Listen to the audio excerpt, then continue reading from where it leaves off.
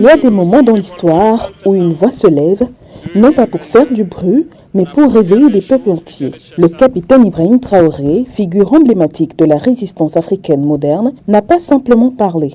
Il a réveillé les consciences, brisé les chaînes de la peur et redonné foi à une jeunesse longtemps abandonnée. Cela ne nous fait jamais pleurer. Nous n'allons pas trembler.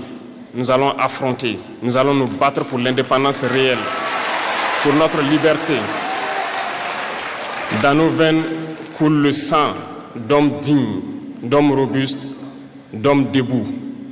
Et pour cela, soyons-en fiers et soyez remerciés d'être ressortissants de l'AES.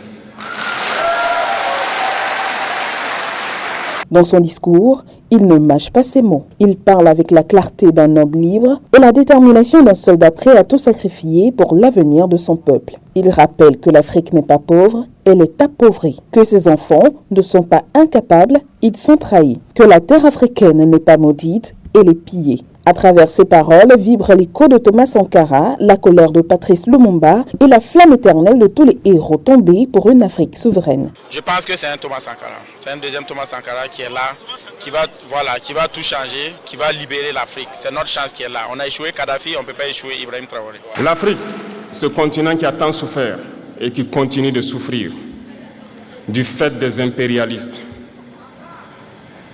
Ces impérialistes n'ont qu'un seul cliché en tête. L'Afrique est l'empire des esclaves. C'est comme ça qu'ils voient l'Afrique. Pour eux, les Africains les appartiennent. Nos terres les appartiennent. Nos sous-sols les appartiennent.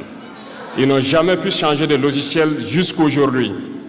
Il ne parle pas seulement au Burkina Faso, il s'adresse à toute l'Afrique. Il tend la main à la jeunesse pour lui dire « Le destin de ce continent est entre vos mains. Ne le laissez plus être dicté par d'autres. » Et soudain, les mots cessent d'être des phrases. Ils deviennent des balles, des tambours, des semences d'espoir. Dans chaque village, chaque ville, chaque frontière, ces paroles résonnent comme un nouveau souffle. Non pas un discours de circonstance, mais un appel historique à un engagement total, une promesse d'éveil.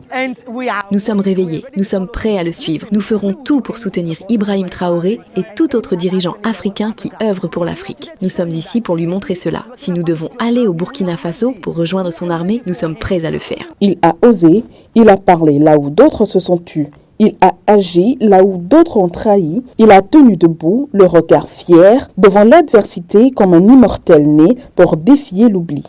Ils se plaisent à le dire chaque année. Dans leurs sondages économiques, le Burkina est le pays le plus pauvre, le Mali est le pays le plus pauvre, le Niger est le pays le plus pauvre. Nous sommes classés parmi les derniers. Très bien, si nous sommes aussi pauvres qu'ils le disent, mais quand est venu le moment de prendre nos responsabilités, nous avons demandé à ces maîtres de quitter les lieux. Pourquoi ne veulent-ils pas partir? Voilà pourquoi nous avons décidé de nous révolter et de prendre le destin de nos pays en main. Alors aujourd'hui, une question brûle sur toutes les lèvres. Et si ce cri du capitaine Ibrahim Traoré était le début de la vraie libération de l'Afrique?